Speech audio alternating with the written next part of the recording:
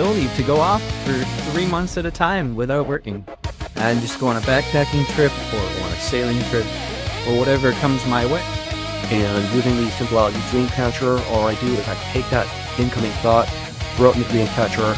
It's not going to derail me from what I'm working on right now. And it's really important I can come back to it later on when I finish all my other tasks for the day.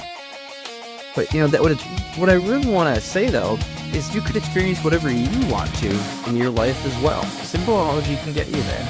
It's not like most forms of self-development where it's like you hear from the guru and he shows you how to emulate him.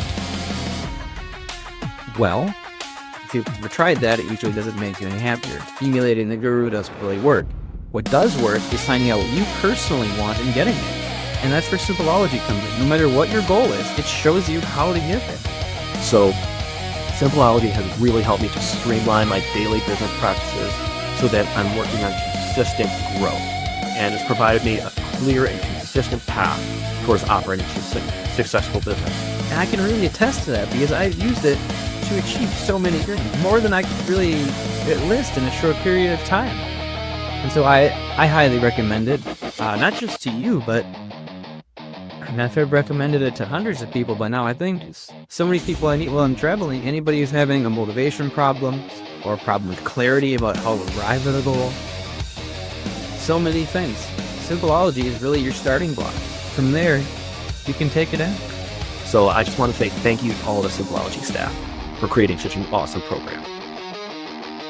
Hi, and so I've been using Simpleology now for a couple of years. It's fantastic. Initially I was just using it as to-do list and to keep me away from Outlook and multiple reminders and tasks and appointments, and just simplify my life in that kind of respect. You log in every day. It's like getting into the cockpit of your plane and steering yourself where you want to go in life. I don't want you to view what I'm saying as just me talking about my success story. I want you to start thinking about your success story, the one that's on the way right now. But more recently I've started using the more advanced features. So I've been tracking my progress to targets and trying to automate the actual to-do list creation process in the morning, which is fantastic. I have been using Simpleology for several months now, and it has helped me with my daily organization and planning tremendously. It saves me hours, it just keeps me focused and on point throughout the day. I'm a PhD student, and as such I oftentimes have to work on ideas that are initially extremely vague. It's usually some intimidating task because of the lack of a clear path initially. Such situations can deter one from acting and lead to chronic procrastination. And this is where Simpleology comes in. Simpleology allows me to break through this initial paralysis and systematically chip away at large projects by focusing on tiny steps every single day. Simpleology will free your brain from all those tasks floating around in your head. It'll help you prioritize because you know it's important. It'll keep the distractions at bay. And at the end of the day, you can look back and see what progress you made on what you needed to have done. Simpleology allows me to create this temporary tunnel vision by focusing on the daily tasks only and ignoring the noise. The only thing that requires a little bit of effort is getting the habit of logging into your Simpleology account every morning, and that's not really much of an effort. The rest starts sorting itself out thereafter. I'm pretty without it, to be honest, but I think the main reason I keep using Simpleology is because of what happens when I don't use it on a regular basis. I'll start to become distracted. I'll start witzing around, doing things that are on my to-do list. Maybe the browsing, that kind of thing, and eventually I become totally unproductive and it all spirals down to a huge mess. And that's when I start to realise that I need to Simpleology back to my life. So yes, and that's why I'm going to keep on using it. It's a fantastic product, and I highly recommend it.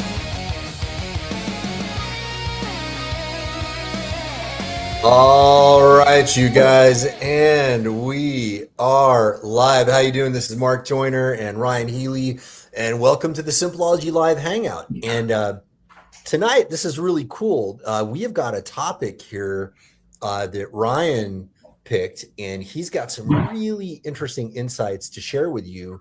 So tonight, we're going to talk about how to find out what you really want. Now, this might sound like, well, what do you mean how to find out what I really want? I know what I want. Well, I don't know. Maybe. Do you? Do you really know what you want, or are you walking around with a bunch of ideas that have been planted into your mind by other things? I'm going to kind of leave it right there and open it up to Ryan. I mean, I got a lot of thoughts on this, but I'm very curious as to what Ryan has to say, because he has an answer for this, a methodology that he has developed to help you find the answer to what I think maybe it's the most important question. It's got to be up there on one hand of the most important things. Yeah. What do you think? What do you think, man? Do you think is it that important to know? I think it is. Years ago, I went through a whole bunch of Nightingale Conant programs, and back when they were big, and all of it, a lot of the advice hinged on, figuring out what you want. Right. And I remember when I was young and I was newly married, I'm like, well, I don't really know what I want. Like, got oceans of all this life in front of me, all this opportunity. I could do this, I could do that, I could do this, I could do that. And so one of the big questions I had early on was, how the heck do I figure out, how do I get clear, right? How do I get clear on what I'm working toward? And I don't know that there's a 100% foolproof way to figure that out. But what has worked for me, and what I think is a useful tool for other people, is to figure out what you don't want, because a lot of times it's easier to figure that out than it is to figure out what you do want. And sometimes that does require some experimentation, some doing some things maybe outside your comfort zone, or maybe pursuing one of those things that you think you want to find out, do I really want this or not? And I guess a good example would be, I took this, it was a temporary job. It was a stopgap between the snowboard shop that I'd been working at for 3 years and what was going to be later the actual job that I wanted. So I took this job over the summer, ended up going 7 months, and I was installing wire closet shelving. In new builds. This is back in, let's see, it would have been summer 1999. And so homes were popping up all over Douglas County, and we would go bang out whatever, like 8 to 10 homes a day, put all the closet shelving in, 5 days a week, working 10, 12 hours a day. And yeah, the money was a pay bump, but by the time I got to the end of that, I went, yeah, I definitely don't want to do this. This is this is not for me. I'm not going to do this long term. I need a better plan, and that actually forced me to get really clear on the opposite of some of the things I was doing there, and writing it all down. Like, okay, I want something that's no more than 20 minutes from my house. I want something that has this, right? So that experience helped me to get really clear. And I ended up getting a job that met all of the criteria that I had written down. But that clarity came because of figuring out what I didn't want. And oftentimes the opposite of what you don't want is what you really want.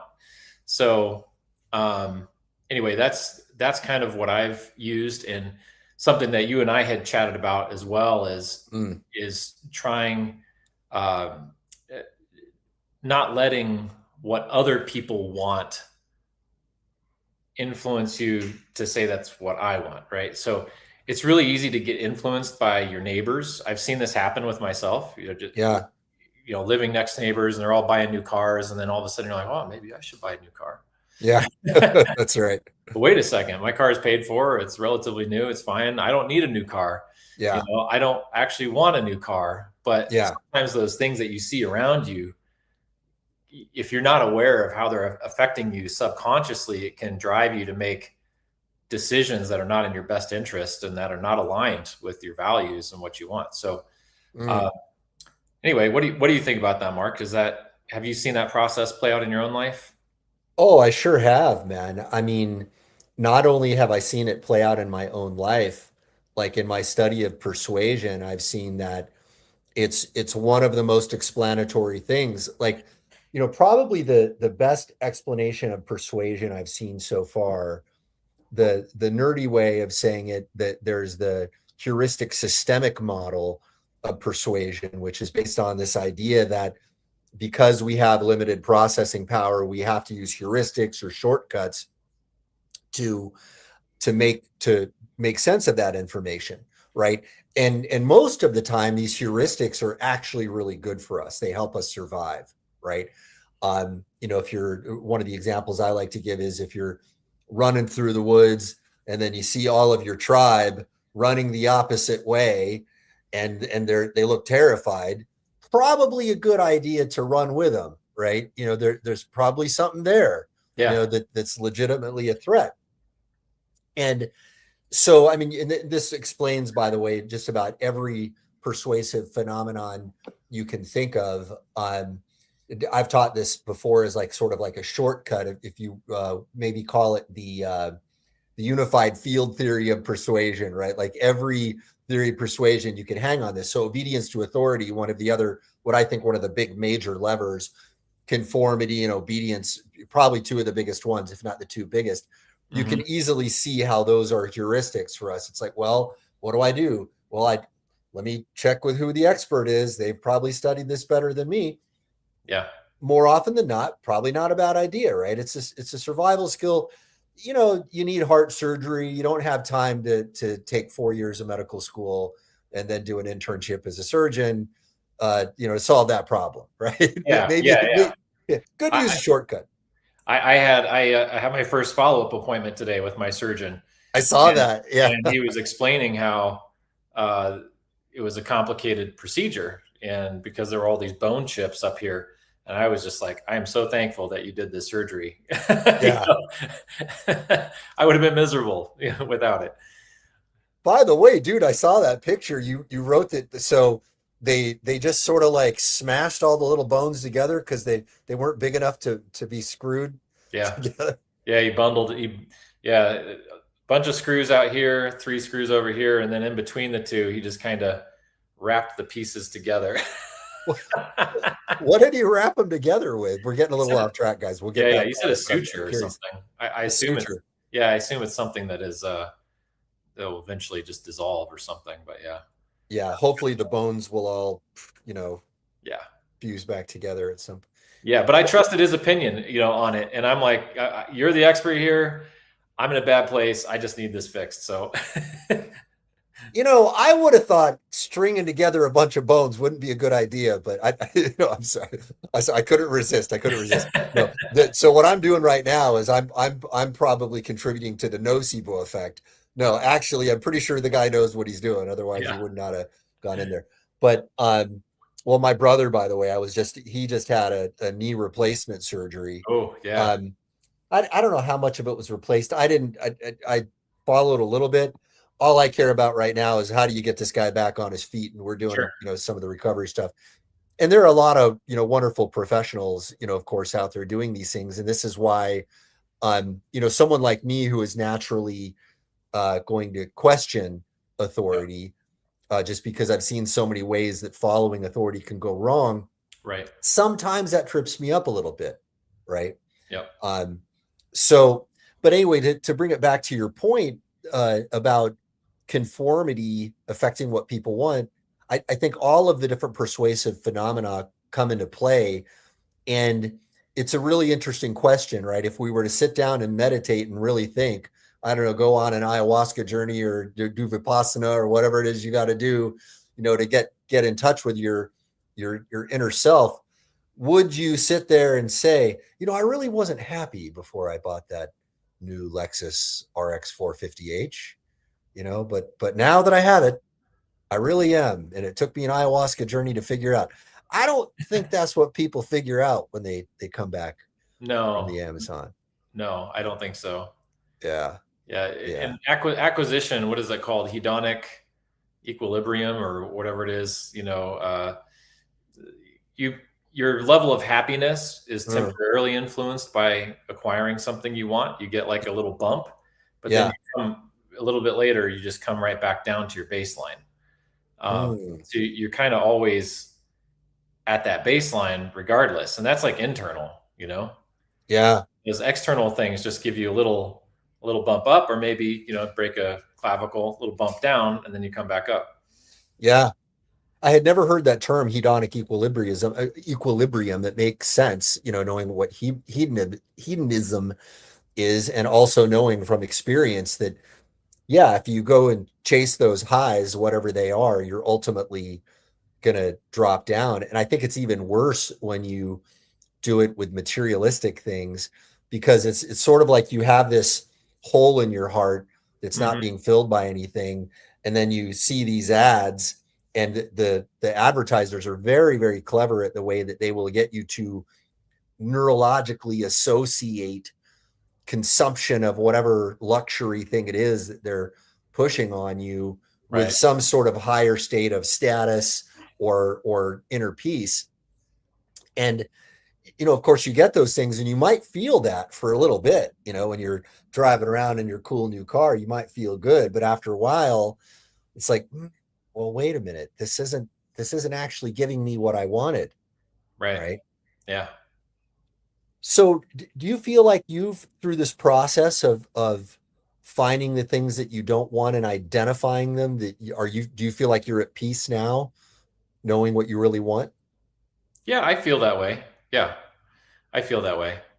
I've kind of chosen my path, and I'm pretty locked in on it, and I'm happy with the direction of my life, and I don't sit around usually. I mean, I still have aspirations. I still have things that I'm working toward, Of but course. those things that I'm working toward are in alignment with who I am and what I want, and so I find fulfillment from that. Um, Yeah. and I find fulfillment from my family and daily reading and hobbies and things like that on top of my work. But I enjoy my work, so it's not something that I dread. I don't dread Monday mornings. I like every day of the week. Yeah. You know? Well, that's a good sign that you're doing it right. It's really interesting. Ever since you and I had this conversation about this, I've been thinking there is room for something inside the whole Simpleology pathway to address this, and it's kind of interesting. I had always addressed it in a very different way, and that was that you may not really figure out what you really want, right? Mhm. And it may be transient. Mhm. And a lot. I remember and I don't want to speak negatively of this, because some Simpleology supporters have sold the idea of finding your passion being Mhm. this big giant lever in your life, and I think that there's a lot of truth to that. But often when people say it, it's like what they say is, well, just find your passion and everything will sort itself out. Mm. And the thing that made me struggle with it was I found that I could be passionate about all sorts of things, Oh yeah. and that sometimes I would deliberately flip the passion switch on for myself when there was something that I knew was going to do some objectively good thing for me. And I was like, well, I want what this process is going to give me. I really hate doing this. Right. Mm. So like I still don't like ice baths, right? Especially the first 15 seconds of Yeah. the ice bath. I don't know if I'm ever going to get over that, right? But I train myself to love the process. Like I have a little thing, a little ritual that I go through where I just don't hesitate, and I say certain words to myself, and they're not G-rated words. I don't know if I should repeat them here or not, but but I'll say it. It's like, get in there, mother effer, Yeah, yeah, just yeah, go, right? yeah. Yeah. I literally, when I go to, well, right now where I do it I'm not in where I normally am right now. I'm visiting relatives, but where I normally am these days, I have this big giant tub. And when I get into the room where the giant tub is, I say that to myself and I don't hesitate. And I prepare myself for the few seconds of just absolute, excruciating, like it's not pleasant. Right. But 10, 15 seconds into it, that goes away. and I wouldn't say I like it, but I can handle it. And I associate myself with the wonderful feeling afterwards, which is, well, I feel good about myself that I toughed it out. Yep. I think that there is an objective physiological response going on. Like you pump out these hormones, and I'm pretty sure there's all kinds of chemical stuff going on that feels great. Yeah. But I had to train myself to do this, right? So inside Simpleology, what we say is like, just pick something, right? Pick one, even a small thing. As long as you're moving forward, you're going to get a lot of the benefit. Mm-hmm. But you had me thinking about this more deeply, and I think maybe I didn't give it a full and complete thing, because perhaps through the process of elimination, you can actually find out, well, I don't want all these things. What's left over? Mm-hmm. What do you, am I oversimplifying the process, or do you think that? No, I don't think you're oversimplifying it. I think it is a process of elimination, and it's not necessarily like eliminating one thing only. Maybe when you eliminate one thing, Mm, by extension, you're eliminating a whole host of things. right. So for me, when I eliminated wire closet shelving, I Yeah. essentially eliminated all the trades. Right. I was like, I'm not going to be in construction. Well, not all the trades, but Mm, construction in particular. I was like, I don't want to be framing houses. I don't want to be doing drywall, carpeting. I just didn't want to do any of it. And I knew myself too that from an early age I wanted to be a writer, and so that always like was a seed in my mind. And so throughout middle school, high school, and then the 1 year of college that I did, I pursued that, right? mm, So writing was always kind of in the mix. yeah. And by pursuing that, I found out I enjoyed it. I loved it. I wanted to keep doing it. So I think you can discover things that you don't want and things that you do want simultaneously as you're taking steps forward, right? Mm. So, but yeah, it is somewhat simple. I mean, I'm kind of refining this as you say this. It's like, maybe I'm going to try to restate it in a way, and let me know if this is like close to what's in your mind when you say it. So obviously we can't have the expectation of like list all the things, right? Because maybe they're infinite. Right? yeah, yeah, So, but we do know that our unconscious mind does a far better job of processing things than our conscious mind does. And maybe when we eliminate certain things, we're feeding inputs into our unconscious mind that will allow it to formulate a better hypothesis about what we really want. mm, What do you think? Is that closer to, like, if we were to methodologize this? yeah. No, I think that's good. Yeah. Interesting. Well, let's keep this conversation going, and let's check in with what everybody is saying about this. I'm curious to see what the tribe thinks about it. We've got some interesting comments here on social. By the way, if you guys are watching this on social and you're not a Simpleology member, if you can sign up at simpleology.com, and if you log into my.simpleology.com, we will take your questions with a higher priority than the comments just coming in on social. I'm just going to show some of the social comments here that we've got coming in while we figure out which questions to take. Let's see. We've got one from Kurt Summers here. He has Kurt, by the way, for those of you guys who are not familiar with our lives, Kurt has been on a couple of our hot seats. Really interesting dude who had a near-death experience and talks about how that experience informed him. He's always got really insightful comments and questions. He said, does consistent daily action help someone discover what they really want? So do they first need complete clarity before action? How is that like going live with an MVP digital product without design perfection baked in? Really good one. Yeah, that's a good question. To address his first one, yes, consistent daily action is helpful for discovering what you really want. It's easier to probably said this or heard this, but it's easier to steer a car in motion than it is to steer a parked car.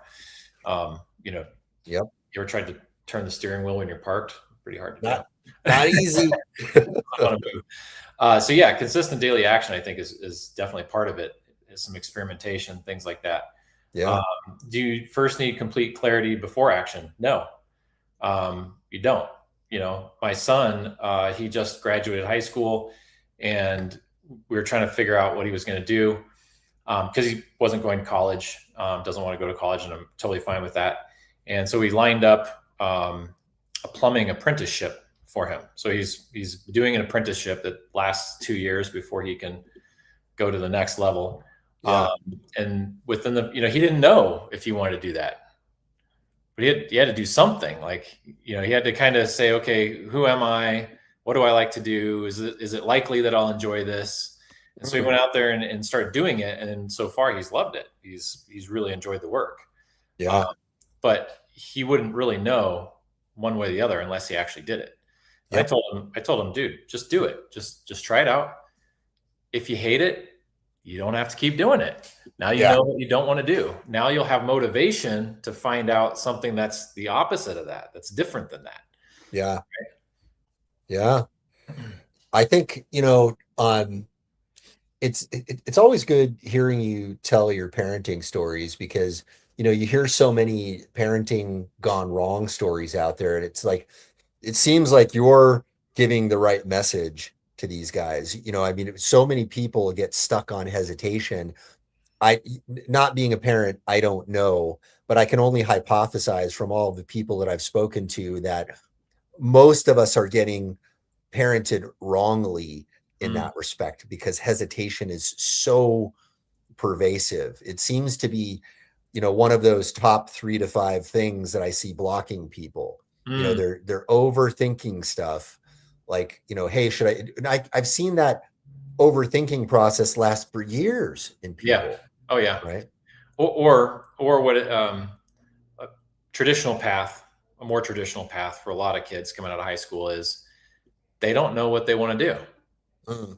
And so what is the default decision? Well, you go to college. Yeah. And then so they start going to college, and then what happens? They repeat all the same crap they just learned in high school for 2 years. Yeah. They're just taking gen ed stuff. They're partying. They're getting really no closer to figuring out what they want to do. Yeah. And oftentimes they'll declare a major and then 2 years in go and switch it. Right. Yeah. Because, now I realize that's not what I want to do anymore. But now you're 2 years in and tens of thousands of dollars out the door, maybe debt. Right. Just to me, it's just a bad way to take that next step of your life unless you have super clarity on I want to be a doctor or I want to be a mechanical engineer. Like if that is like you're so driven and so clear on that, then go for it. But majority of students are not like that coming out of high school. Yeah. Well, it seems like that whole system is designed to make everything a bunch of high stakes decisions, right? Yeah. When you pick the courses that you're going to go to, and they start feeding this to you all the way in high school, right? When you sign up, because you didn't sign up for courses, I don't think in middle school or, but I remember, I think a lot of people know my story of not having gone to school that much and being mostly self-taught. But when the times that I did go, I remember suddenly at high school, okay, you got to pick some classes, right? And if you pick the wrong class, you're going to suffer for a while, right? And it's like you got to go through a whole trimester, a whole semester of having picked the wrong course.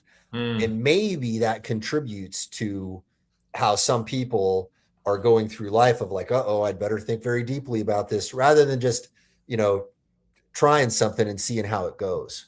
Yeah. I remember I signed up for a C++ course because I thought, hey, maybe I'll look into programming. And the teacher was this older gentleman. I don't know his age, but I would probably guess around 70. He did not enunciate or speak clearly. Day one, he throws up a program on the projector and he goes, okay, so here's this and here's that. And then you do this. And I'm like, I was I had no idea what he was talking about. I'm Yeah. like, this is like intro to C++. Like, can we start with the basics instead of just throwing a Yeah. whole written program up there and like, tell me what I'm looking at? It was so bad. I dropped the class the next day. I was like, there's no way I can, this is unpassable. Right. Out. Right. Right. And the class didn't have any prerequisites. So he No. knew that some of the people coming in were like Oh. never wrote a line of code. I'd never written a line of code, and I was so confused. I was out. But that was another case of, figuring out what I don't want. Now, maybe programming could have been an option, but given my exposure there, I'm like, I do not want this class. I'm out. Maybe if he had a better teacher. Maybe if I had a better teacher. Exactly. Yeah. Might have been a different course of a different life course. Yeah. Here's a question from Rodney Durant. Hi, Mark and Ryan. What is the single best practical test you use to know whether the why behind a goal is strong enough to sustain long-term action rather than just being driven by short or medium-term motivation? It's a pretty deep question. Yeah, it is. What do you think, Mark? I might be the wrong guy to ask about this, right? Because I mean, I still, I don't know if I've figured out what I want to do when I grow up. I'm 57, and I think not having kids and not being married is probably something that might slow you down from development. I think when people do get married and have kids, the ones who are doing it right, if you ask me, probably flip some switch in their head and suddenly start taking things a little bit more seriously. Not having stakes like that in my life, I maybe it's very different. But Yeah. But I would have to say that looking back at what you've said, I do think that I have gone through a de facto process of elimination in my own life. Mm-hmm. And I have found things that will motivate me more than others. And I think maybe to answer his great question, it's maybe you're not going to know until you face the difficulty required, because it's often said that you don't get I'm trying to think of the right way to phrase this. I've heard this notion phrased in many, many different ways. And it's that anything that you want, you can have it as long as you're willing to pay the price. And in the process of trying to get it, you will come face to face with the price. Mm-hmm. And is it big enough? Well, when it comes time to pay the price, are you willing to pay it? Right. And if you're not, maybe it's not big enough. But I'm hedging that with a lot of maybes, because I think simultaneously it's also possible that maybe you want something well enough, but you haven't trained your mind enough to accept that anything that's big, that's extraordinary, beyond the norm, is going to require extraordinary effort and difficulty. Mm-hmm. What do you think? Yeah. An idea that popped up for me as you were talking about that is from Paula Pant. She's a real estate investor, and her website, I think, and her kind of slogan is afford anything. So, and the idea behind it is you can afford anything you want, but you can't afford everything. Yeah. And it's a similar thing, related to what you're talking about.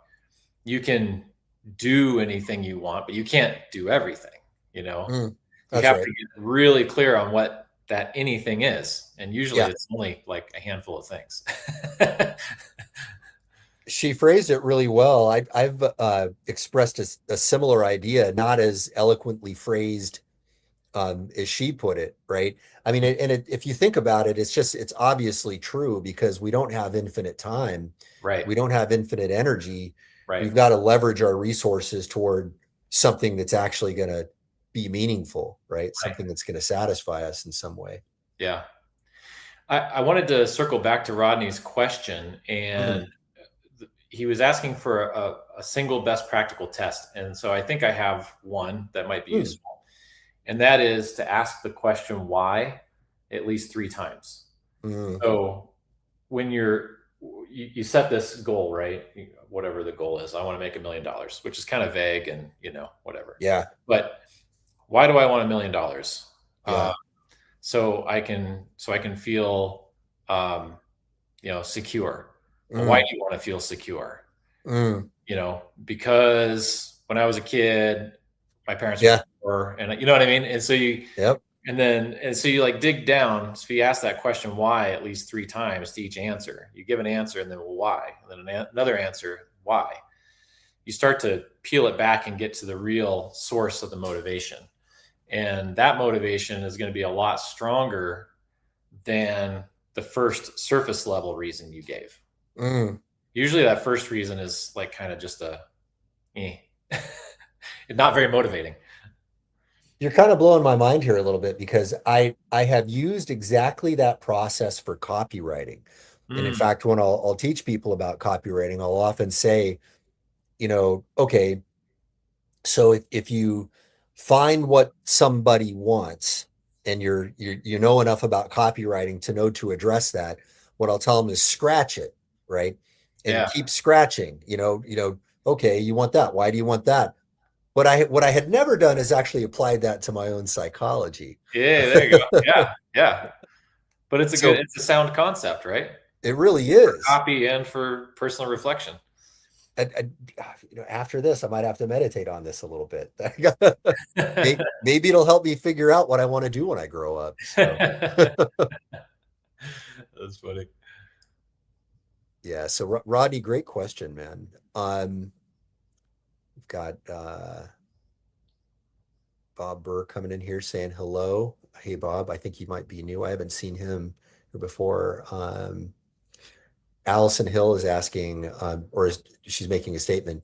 Figuring out what you don't want is the key. The laundry department at Dillard's, never again. LOL. Okay. Oh yeah, so many wrong things I want to say. They sell lingerie in Dillard's? Like, okay. So, my goodness. That's funny. Kai Barnwall is saying pages 1 to 6 is missing in Simpleology 101. How to get Kai, I have not heard that. I hope that's not true. Send an email to support@simpleology.com if you would, good sir. And they hopefully will get that sorted out. Hopefully all this time that the new version of Simpleology 101 does not have pages missing. I would hope to think we would have heard about that by now. Anyway, Kai, we're going to get that sorted out for you one way or the other. Ryan, you want to take there's a comment from Kurt there. Yeah, Kurt says, not Q&A, but FYI, when I had surgery in 1975 for femur compound fracture, the doctor decided after 1 month it was healing slower than he would like. He wanted to operate again, break the femur again, and insert a titanium rod. I had another orthopedic surgeon for a second opinion, and we went with 2 more months of traction. Now there's a big lump of compressed bone on my femur, but it's not bothering me after 50 years. Whew. Femur is the most painful bone break in the body, I'm told. So, ouch. That's one I don't want to know empirically. No, not at all. Yeah. I guess it would make a lot of sense because it's so load bearing, right? Right. Yeah. It's probably very difficult to get around the load you're going to put on it. Kurt, you made me think of something that's very interesting. When you tell the story of this doctor telling you try something else before going and doing this procedure. Speaking of orthopedic surgery and orthopedic surgeons, Dr. Sean Baker, he's the guy who really first popularized the carnivore diet. There were, of course, people doing it long before him. Dr. Anthony Chafee would say that was, in fact, our species-specific diet for a long time. Very interesting conversation. I do very well on the carnivore diet. And one of the things that pushed me in that direction was Sean Baker, as an orthopedic surgeon, started hearing about how diet could affect things. And he got onto the idea that carnivore could really be healing. And he would start telling his patients to eat carnivore 2 months before the surgery. And then a week or two before, they would say, "Hey, my pain in my knee is gone," and he would say, "Well, okay, surgery canceled," right? And I don't think in Ryan's case it would have been smart to say, "Well, let's see what happens with this shattered clavicle." You know, I don't know if any diet's going to fix that one. But it is interesting to hear that there are a lot of doctors out there that are not trying to push on you the thing that they're selling, right? Well, I mean, you read his book, it sounds like, and I did too. He was, if I'm remembering correctly, their most successful surgeon in terms of volume. He was doing the most surgeries. He was making a lot of money for the clinic that he worked at. Yeah. And then when he changed his approach and started helping patients to lose weight, to mitigate the joint pain, and then canceling surgery, they got mad at him. And then remember, I don't know if you remember this, but he lost his license, he got banned, all this stuff. Like they waged a campaign against him because he was dealing with issues in a more natural way. I didn't actually read the book. Oh, okay. I consumed a lot of podcasts and, and did a lot of side research, but yeah, actually I probably should read his book.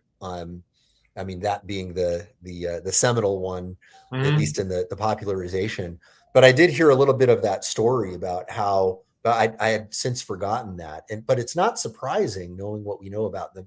I hate to say it, if there are any medical professionals on now, I don't mean to malign the whole profession or all the people in it, but a lot of people are aware of the corruption that's involved there now. It's just shocking because he was still doing surgeries. He was just doing a lot less of them. And in those cases where it wasn't necessary, he was giving them alternatives to avoid it. Yeah. Well, speaking of interesting terms and labels for things, there is this notion of perverse incentives. And who knows if I think there's probably more to it than perverse incentives at play. Whole other conversation. Maybe we can do a conspiracy rabbit hole dive on that one. Oh, yeah. On a live hangout. That might take several hours. But yeah, that's man, it's a shame that the medical system doesn't work that way. Foreshadowing alert. I just sent Ryan a message earlier today about a topic. Speaking of industries that don't operate the way we have been taught, there is an interesting internet phenomenon that's occurred over the last few weeks of a legal battle, and that's the only hint I'm going to give. And one of the insights that we will reveal when we talk about this, probably next week, is that the legal system demonstrably does not work the way you think it does. And we'll unpack this either on Monday or Thursday next week, and hopefully you guys will enjoy that. We've got one from George Holmes here. George says, "Just a thought, be aware not to eliminate what you don't like by putting things in that you just fear doing or fear getting started." Yeah. That's good. One of those might be public speaking, right? Don't eliminate it just because you fear it. And I don't think I've read a story of any public speaker who just took to it like a duck to water. They all have fear and anxiety about public speaking, right? And I have in the past too. I was just reading. I'm currently reading. He Did What by Drayton Bird. Oh, wow. Okay. Yeah, Drayton Bird. I love Drayton. Yeah, Drayton's awesome. For those who don't know, Drayton Bird is probably the oldest working copywriter in the world. Maybe. He's into his 80s. He used to work with David Ogilvy. Yep. And in fact, Ogilvy and Mather purchased his agency many years ago. Yep. But he writes that when he first started public speaking, that he was terrified of it. And when they were starting the agency, they said, well, he made a promise that he would do anything to get this thing off the ground. And so then his partners came to him and said, well, you got to do it. You promised that you do anything. You got to go do this talk. And he's like, oh. So I think he took 2 drinks. he was very into alcohol for many years, but Yeah. 2 drinks, liquid courage, and got up there on stage. Hardly remembered what he said, but apparently people liked it enough that they wanted him to do more speaking. And he says he's never completely gotten over it, but he's gotten better at it. So, and he's a great speaker. So, Yeah, he really is, and hopefully there was no state-dependent memory there. So you might have heard of that phenomenon. If I knew a guy who was a weed smoker, and he told me like, well, because of state-dependent memory, I'm going to study high and I'll take my tests high. And I was like, bro, there's a lot of justification going on here, you know? That's wild. So like the idea that you can only remember certain information when you're in a certain state. Right. Oh. Right. So I was thinking for Drayton's case, I was like, I hope that, you know, magical speaking ability does not only manifest when you've had a few in you. I'm pretty sure that's not the case. He wouldn't be the oldest living copywriter, I think. Yeah, not anymore. He laid off. His liver couldn't take it anymore, but yeah. Well, I drank. I can't judge anybody for that. I certainly drank quite a bit when I was in the military. Yeah. But I hardly ever now. It just doesn't affect me. But I had a similar thing with public speaking. In fact, I was literally terrified of it. Even though when I was in the intelligence community, I did some work, you know, as an interpreter. I could handle being an interpreter, like, you know, U.S. Army General, Republic of Korea Army General. I could translate in between those two guys, and there could even be a group of people standing around. But you put me on a stage, and I literally would shake. My hands would shake. There's something about, I mean, I could do it in a group, in a circle, that's fine. But on a stage, suddenly I would shake. And I had to flip that switch in my head deliberately. And I studied up about it, and I started using visualization.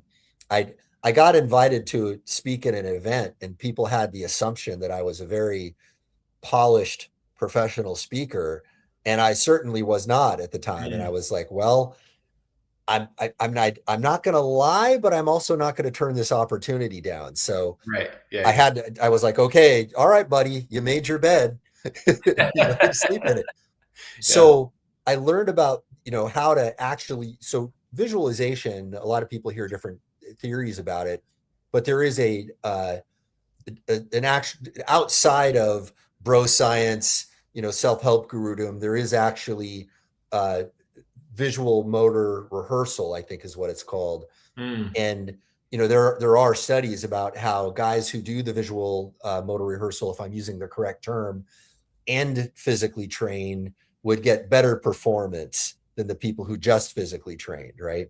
Yeah. And then I heard, okay, so you can actually use that same phenomenon and prepare yourself for things. So I created this little ritual where I went to the place where I was going to do the public speaking the day before, got on the stage and looked out at the audience. And I was like, okay, well, looked out at the empty seats at the time, and got that idea burned in my head, and then visualized myself the night before walking up the stage, feeling amazing. I came up with reframes, you know, like, you're not nervous, you're excited, right? Right. Yeah. Yeah. That's a good one. It was really good. And I'll tell you what, man, it worked like magic. I still had a little bit of nerves, of course, going up there, but I was able to reframe it. Yep. And I also told myself, if anything goes wrong, it's okay. Try to roll with it.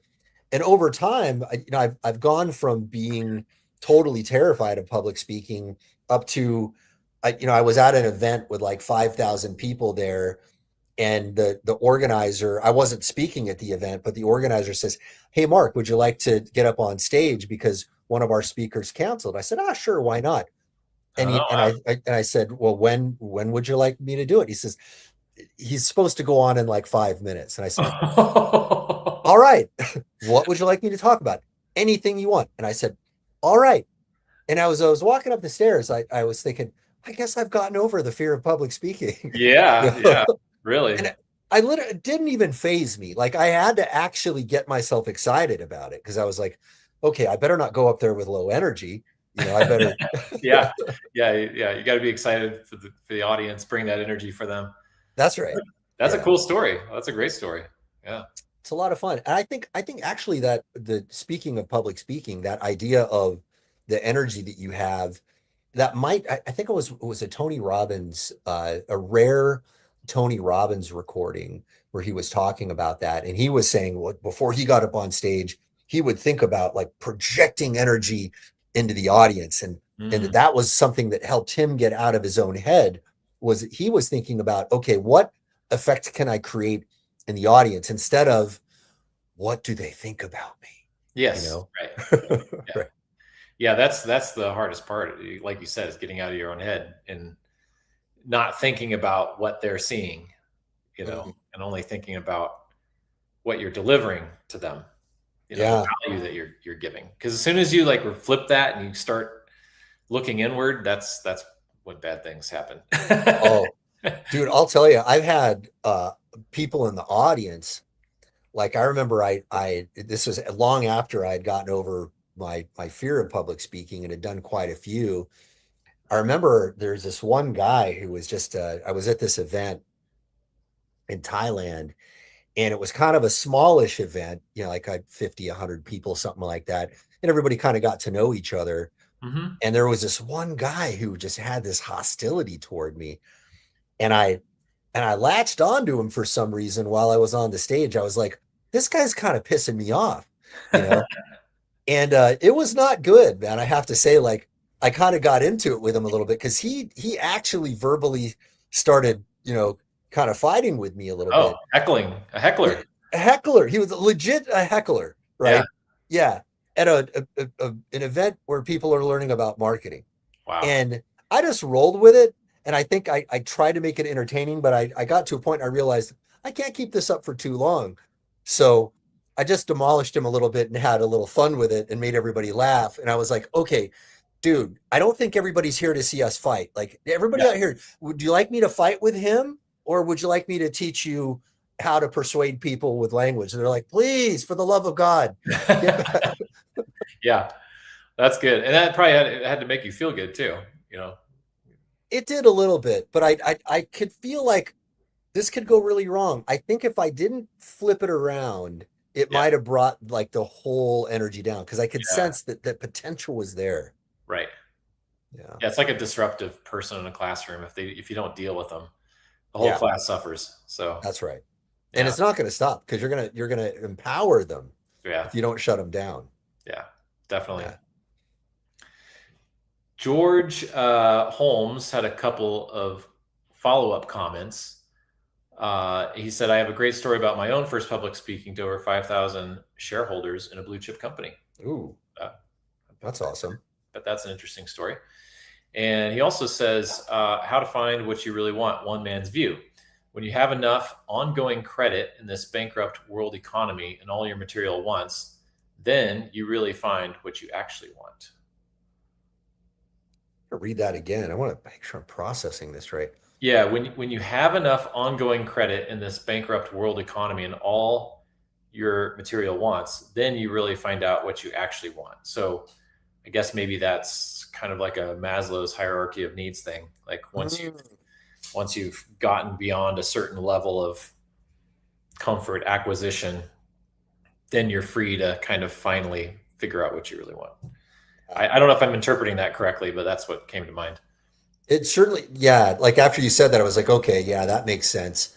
And I'm curious about, I don't know if he's making some other comment there about the economy, but funny side note about Maslow, you know, a lot of people quote the old Maslow's hierarchy. Maslow actually changed the hierarchy later in life. It was self-actualization was on the top in some of his earlier works. And then later on, he changed it to this notion of transcendence. Oh. And it's an interesting conversation. It kind of fits in with our conversation of what you really want. What Maslow obviously had some evolving thoughts about that. And I think that's probably natural for all of us too, as we get experience that what we want may evolve. Mm-hmm. Yeah. Just your circumstances change how you view things for sure. What you really want when you're broke is probably a lot different than when you're well off. Yeah, that's right. I just want a sandwich at that point, right? So, yeah, I've been broke before, so grew up that way, and it's no fun. yeah, it's not fun. Rodney Durant said in response to the feedback we gave him, he said, "Great answer. So peel back like an onion to move away from the surface level reasons for the goal." That's credit to Ryan for that one, which is really awesome. Thank you. Oh, this is a great one from Kurt Summers. He said, actually, this accident for my broken femur was a situation resulting from the near-death experience, the NDE. Um, so the second doctor had done my grandparents' hip replacement surgery. Carnivore diet makes lots of sense for younger muscle-building adults. I'm using Mayo Clinic diets for Mediterranean diet and high cholesterol. That for me is mainly how I react to portion size for success. I was completely healed back in the day. Speaking of, are you willing to make a choice? Then are you ready to pay the price? I actually had asked to enter into BUDS training. If you guys are not familiar with what BUDS training is, I'll unpack that in a second after I read his whole question. I actually had asked to enter into BUDS training, but was already assigned core school. I'll still be working on spec ops marketing, but Simpleology Samurai skills are also helpful. That's awesome. You guys were on that webinar with me and Matt Basak last night. Do you mind my asking if your spec ops training was a voluntary choice on your part? So I was not trained in spec ops. I worked with spec ops guys. So I was in the intelligence community. So when I went in, they give you this thing called the Defense Language Aptitude Battery, which is to determine whether or not you have the capacity to learn a foreign language. And my recruiters told me, hey, if you get a good score on that, you'll train in any language you want. And I thought, oh, I'm going to learn French. I'm going to go to France and meet all the French ladies. And, and sure enough, the recruiters lied. Anybody who's gone to a recruiter probably knows exactly what I'm talking about. I think they lie to pretty much everybody who goes to the military. And so the way it really works is if you take the Defense Language Aptitude Battery and you score high, they're going to give you a difficult language.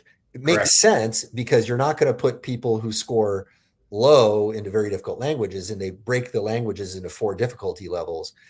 And I got like an almost perfect score in this. I don't know how I got that. I guess I lucked out somehow, genetically, epigenetically, or whatever. I guess I can learn languages. And they're like, okay, well, there's 4 of the most difficult ones. And so when they were reading out the languages, they told me Korean. And I was like, I think I remember hearing about Korea on that TV show MASH. That's like all I knew about it, right? Yeah. But anyway, so I went to that and then did training, in the intelligence community. I was in signals intelligence, but I politicked my way into other jobs and did work with some spec ops guys. I did not do specific spec ops training, and I was not a spec ops dude, but I worked around them and with them, in various missions. But for those of you guys who don't know what Kurt was referring to, BUDS, the Navy SEALs, they have this training camp, basic underwater demolition / SEAL. And SEAL is sea, air, and land.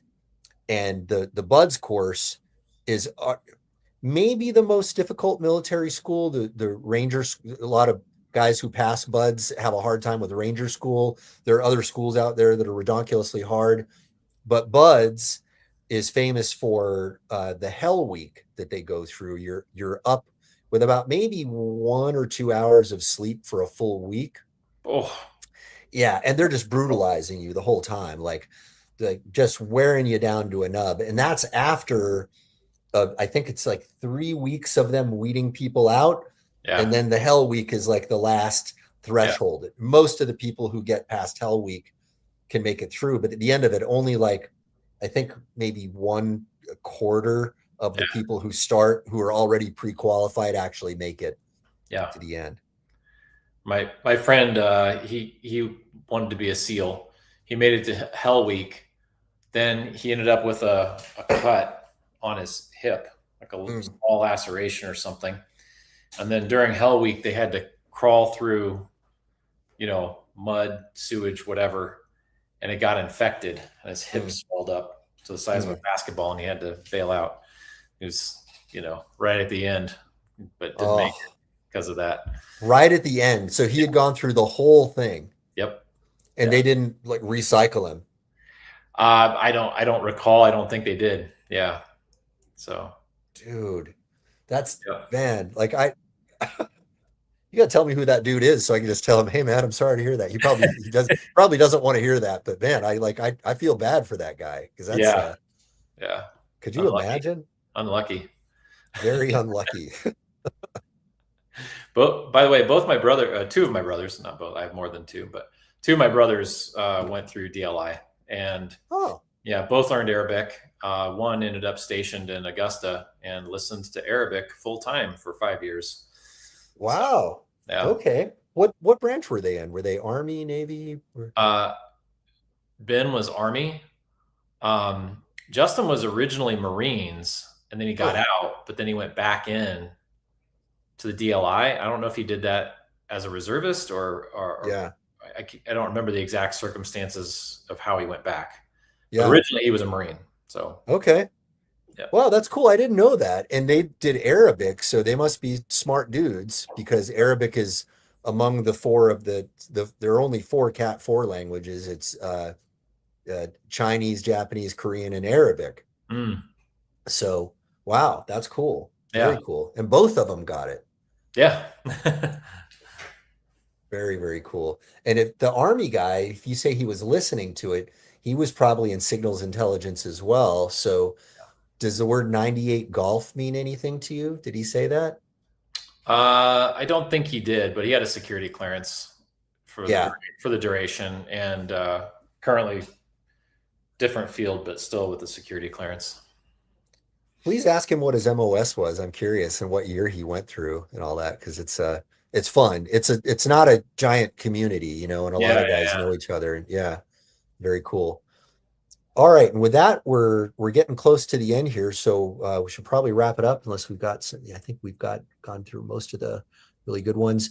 For those of you guys who are not Simpleology members, I'm going to throw up a link here. If you guys are interested in getting into Simpleology at the business class level, you can start a 7-day free trial of that. You go to simpleology.com/7-day BC. Again, that's simpleology.com/7-day BC. And you can start your free trial, and then you guys can ask questions there, and we can even put you on the hot seat. Some of the guys that we've taken questions from here have been on the hot seat before. Some of you guys may have seen Kurt on his hot seat talking about his business. And when you're on the hot seat, we can talk about whatever you want. Obviously, the primary thing is to help you sort out whatever you're going through with your business. But, we've done sales copy breakdowns. We've done strategy breakdowns, figuring out whatever it is that's got you stuck in your business.